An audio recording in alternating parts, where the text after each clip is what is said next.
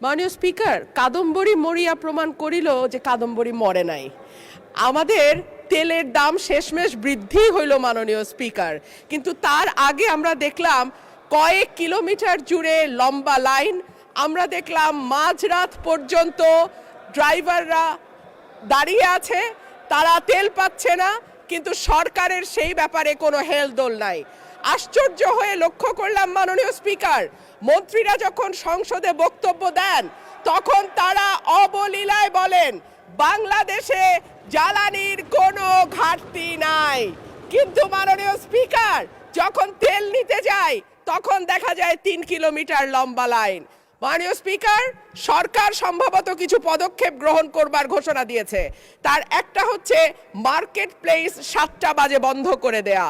চমৎকার সিদ্ধান্ত মাননীয় স্পিকার, তবে মনে রাখতে হবে কেনাকাটা বা শপিং যেটুকু হয় সেটুকু সন্ধ্যার পরেই হয়, তার আগে হয় না। 2 হইল অফিস আদালতের সময় বলে পরিবর্তন করবে।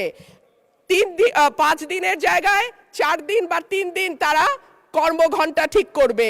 কিন্তু প্রশ্নটা হচ্ছে যদি জ্বালানির কোনো সংকটই না থাকে তাহলে এত লম্বা লাইনই বা কেন, দামই বা বাড়াইতে হয় কেন, অফিস কর্মসূচি সময় পরিবর্তন করতে হয় কেন? এই প্রশ্নগুলো তো ওঠে মাননীয় স্পিকার। মাননীয় স্পিকার, আপনার মাধ্যমে এই সংসদের কাছে আমি জানতে চাই, জ্বালানি মন্ত্রীরা যখন গণমাধ্যমে কথা বলেন তখন মনে হয় বাংলাদেশে আল্লাহর রহমতে কোনো সংকট নাই। ওনারা যদি পরিষ্কার করে বলেন বাংলাদেশে বর্তমানে কত দিনের অকটেন ডিজেলের মজুদ আছে, কতদিন চলতে পারবে, পাম্পগুলো কেন পর্যাপ্ত পরিমাণ তেল পায় না, তেলের মজুদদারি।